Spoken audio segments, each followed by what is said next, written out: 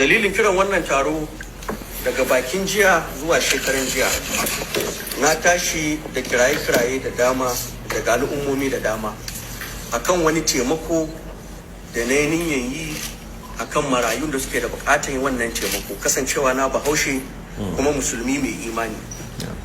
Watanni 3 zuwa 4 da suka wuce an samu wata mata da ta kira ni ta karkashin wani dagaci tana roƙon alfarman taimako akan aurar da yaranta, domin 'yan bindiga sun kashe mata miji bayan sun biya kuɗin fansa. To matan nan ta shiga ɗemuwa domin kuɗin fansan nan da aka kai an haɗa da kuɗin auren da mazajin ɗiyanta suka kawo. Wannan abu ya ta mata da hankali, ga yaran sun isa aure, ga maneman suna son a yi auren, babu kuma kuɗin auren. Na tausaya ma al'amarinta, na taimaka mata da kuɗi akan aje a yi wannan aure da kuma hidiman da za a yi na auren na ɗauka. A dalilin haka ne matan nan ta koma tana ta faɗa ma malamai da sarakuna wannan abin arzikin da na yi mata. Sarakunan nan kuma da malamai suka taso suka zo suka same ni har mina suka roƙi alfarma akan yadda na taimaki wannan matan. Suna so dan Allah dan Annabi in ba da dama a nemo iyayen da ke da matsaloli irin wannan da su ba su da daman da za su zo gare ni domin taimaka musu. Na kuma ba su dama na ce ku je ku nemo su. Suka dawo suka ce ma an samu gidaje ko kuma an samu family iyaye kusan 270 da ke da irin wannan matsalan. Amma wallahi ana ta ɗage-ɗagen auren, ana ta ɗage-ɗagen auren saboda babu halin da za a aurar da su, mafi akasarin su marayu ne. Ban san yaran nan ba. Na ce to bani da halin da zan iya taimaka ma mutum 270. Amma nawa ne ake kayan aure irin na ƙauye?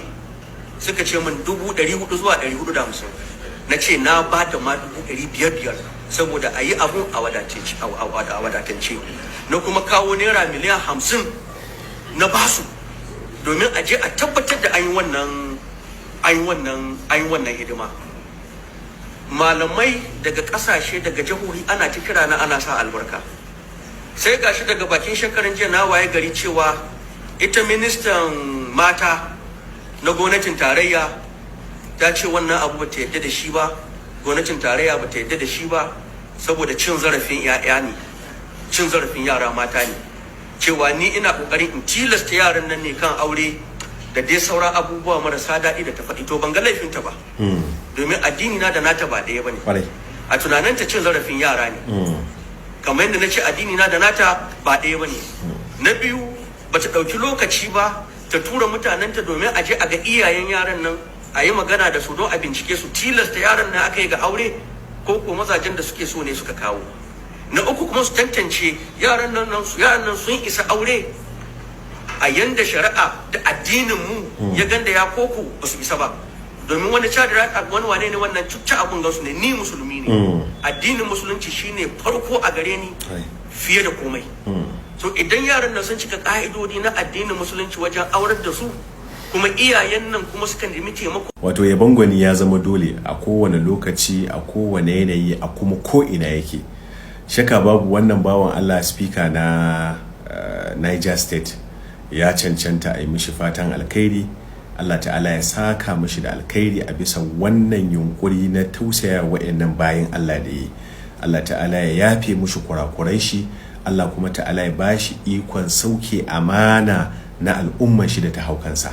Wato abubuwa biyu suka burge ni game da wannan bawan Allah. Na farko jajircewansa, wato ina son in ga mutum ya zama jajirtacce akan abin da ka yadda da shi.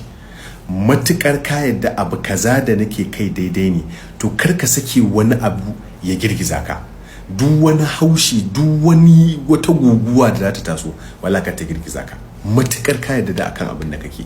Abu na biyu, bai ji kunyar expressing kansa ko wane ne ba, wanda abin da aka rasa a yanzu kenan. Yanzu wani ya nuna kanshi shi musulmi ne ma jin kunya haka yake.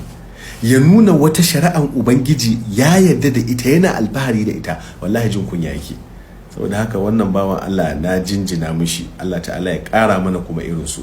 Ita kuma wannan gida Humar Shemonha dama za mu ne ta mu je mu, duhu ne na dukan duhu. Ita dama abin da ta kalla abin kenan, abin da ta kalla abin. Allah ta'ala ya kiyashe mu gabaki daya.